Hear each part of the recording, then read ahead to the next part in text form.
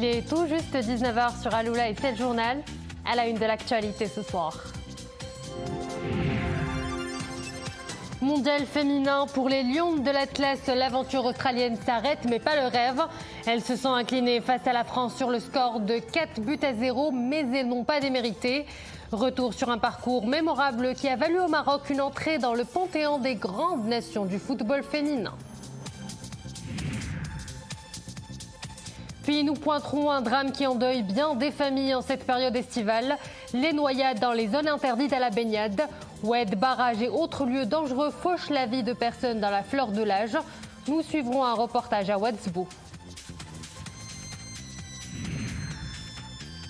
Enfin, le grand format du journal, nous le dédions au dernier des tisserands de brocart. J'ai nommé Ma'alem Abdelkader Ouazzani, l'un des rares artisans dans le monde à pratiquer un métier à la tire. Immersion dans l'univers artistique et créatif d'un gardien de cette tradition ancestrale.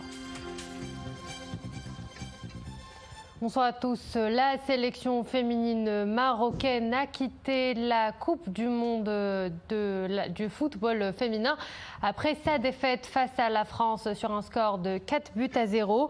Le Maroc, première nation arabe à disputer le mondial féminin, à atteindre le deuxième tour, a forcé l'admiration et le respect lors de ce rendez-vous planétaire après avoir tenu tête plutôt à des sélections aguerries à ses joutes. Retour sur un parcours qui a forcé l'admiration avec Mariam Missi. Les protégés de Reynald Pedros signent l'épilogue d'un parcours mémorable en Australie. Avec à leur actif 4 matchs et l'immense respect de tous, une fierté toujours de mise, même après la prestation des Lionnes en 8e de finale face à l'équipe tricolore. On ne s'attendait pas à une défaite, on voulait aller plus loin dans la compétition, mais c'est la loi du ballon rond, faut un vainqueur et un perdant. Nous espérons avoir honoré les couleurs nationales.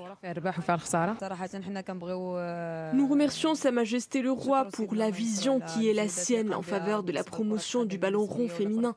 De nouvelles victoires et de nouveaux sacres sont à venir. Auteur d'un tournoi historique, en dépit de la déconvenue du premier match, les joueuses marocaines ont fait montre de résilience tout au long de la compétition. Deuxième du groupe H, derrière la Colombie avec 6 points, les coéquipières de Rizlan Chebek se sont frayées résolument un chemin jusqu'au 8e de finale, en éliminant au passage les Allemandes, double tenante du titre. Un exploit inédit qui bouscule la hiérarchie mondiale du football.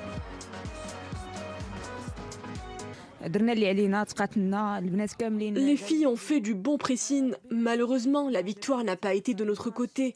Nous allons continuer à nous battre pour ravir nos supporters dans les prochaines échéances.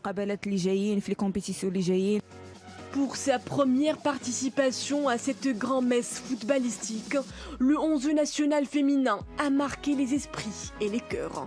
Un baptême du feu mondial couronné par une qualification historique au deuxième tour qui restera gravée à jamais dans les annales du ballon rond. Les Lionnes quittent par la grande porte l'aventure australienne. Et quel ressenti après le match? Je vous propose d'écouter les déclarations à chaud du sélectionneur national Reynald Pedros. Il ne faut pas que le résultat et l'élimination gâchent le parcours fantastique que l'on a eu. Voilà, on a manqué de pas mal de choses ce soir, mais on s'est battu jusqu'au bout. Maintenant, on va retourner un peu au travail à partir du mois de septembre. Mais très fier du parcours qu'on a fait, très fier de l'état d'esprit qu'on a montré.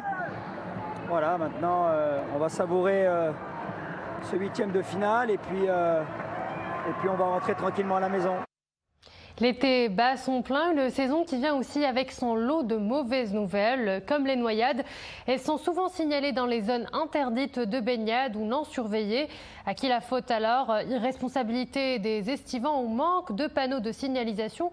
Ou bien est-ce une responsabilité partagée? À Ouedsbou, le reportage est signé Nordin Saber avec Maria Oued. On les croit paisibles, dénuées de tout danger.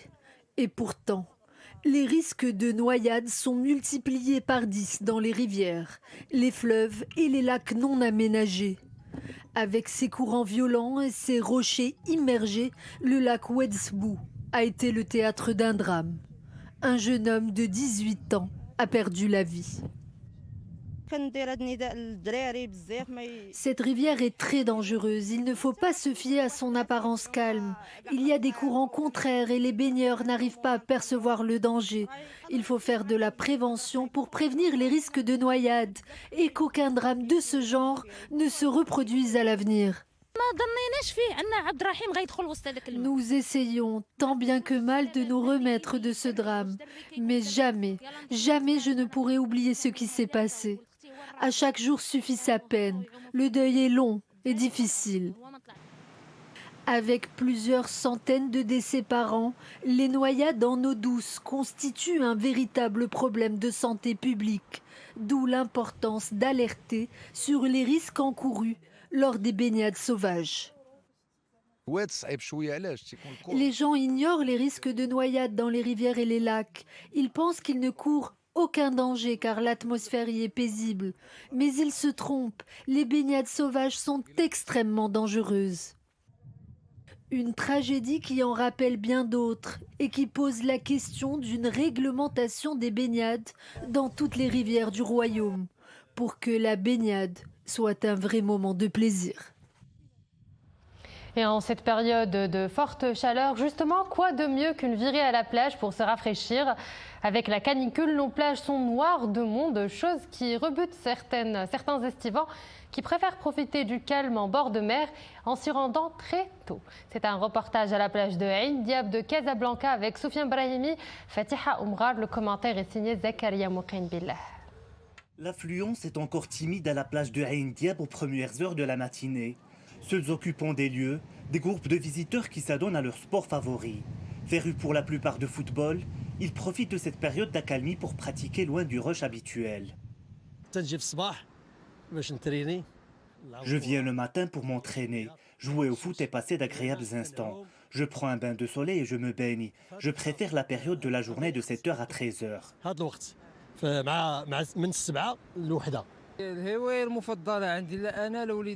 Je suis passionné de football, de même que mes enfants. Je les accompagne pour jouer ensemble et se faire plaisir. Pour ces autres pratiquants de surf, la période matinale est la plus propice pour flirter avec les vagues. Le nombre réduit de visiteurs leur laisse le champ libre pour s'entraîner en toute tranquillité. En début de journée, il n'y a pas beaucoup d'estivants et les vagues sont plutôt bonnes. Nous pratiquons le surf surtout en été. Je fais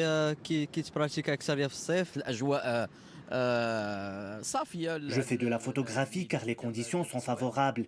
Je ramène ma fille avec moi pour faire du surf. Ici, ce qui est bien avec le surf, c'est que tes parents ils peuvent venir te voir parce que c'est une plage où tout le monde peut venir. En plus de permettre aux estivants de se défouler en s'adonnant à une activité physique, la période matinale est conseillée parce qu'elle réduit les risques liés à l'insolation.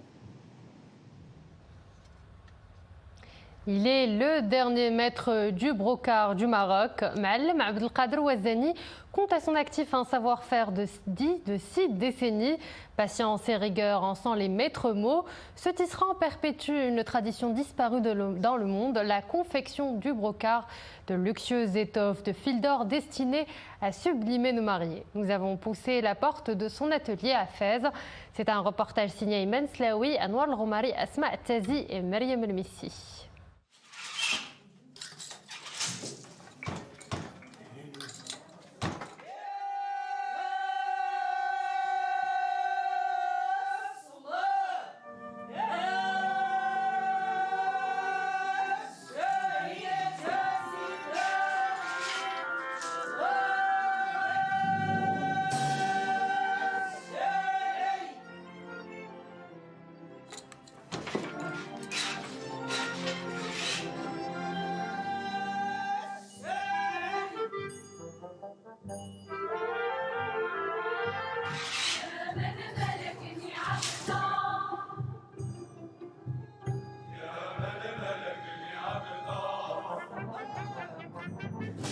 Porté en triomphe sur l'Mida, chaque marié, fasci ou non, rêve d'emporter.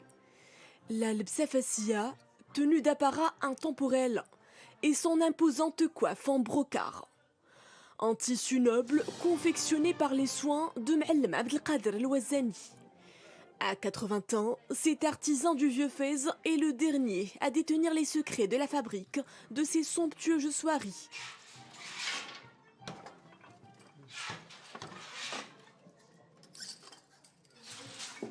L'Albsa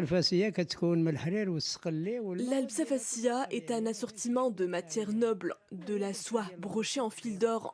C'est une technique de tissage ancestrale qui nous permet de façonner ces larges étoffes à grands motifs de brocart ou encore de l'khrib. C'est un travail de longue haleine qui fait tout le chic de ce caftan. Assis sur son grand châssis de bois, cela fait presque 67 ans que M'Allem El-Ouazzani reproduit inlassablement ces mêmes gestes. Un infini croisement de fils, sans fausse note. Si le procédé du tissage est compliqué, enfiler le caftan de brocart l'est tout autant. الجيل ديالنا ديال دابا راه كيحماق عليه ما يمكنش عروسه ما تطلبش الفاسيه في العرس ديالها تكون اولا. Si l'Albsa conserve à ce jour sa cote, c'est grâce au savoir-faire de Maître Ouazzani qui nous approvisionne de son brocart léger, fluide et de très haute qualité. La plupart de nos mariés affectionnent particulièrement cette tenue. L'une de ses pièces maîtresses reste le caftan de l'khrib. Il fait partie des rares créations faites dans le temps par des femmes aux doigts de fée qui passaient des après-midi entiers à le coudre. Autre élément précieux de cette tenue d'apparat, l'mslka, faite en fil d'or. لان كان شحال هذه كتكون ثقيله اكثر من دابا الحمد لله تخفت شويه وحتى المده ديال التهيئ باش كنحضروها دابا خفافت. Dans son atelier, Aziza Belkhiat enseigne à ses apprentis l'art de façonner un tissu plus précieux que l'or. Parmi les rares, les mazalines. Maître El-Ouazzani est l'un des rares artisans dans le monde à pratiquer un métier à la tire. C'est un travail d'une extrême minutie qui consiste à tirer des ficelles dans un ordre précis qu'il mémorise au moindre petit détail.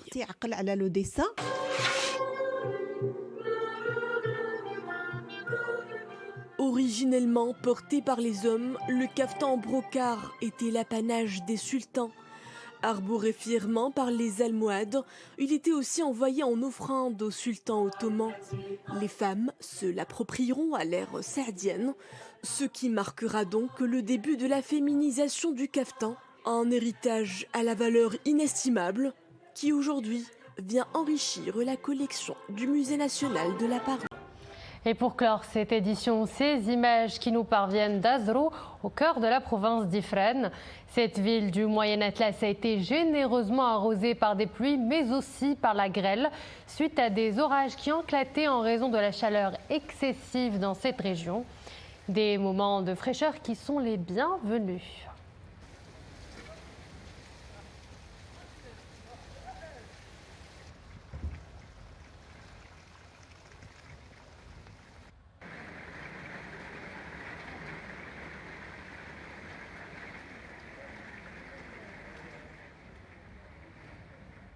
Et voilà, nous arrivons à la fin de cette édition. Merci à vous de l'avoir suivi. Excellente suite de programme sur Al-Oula.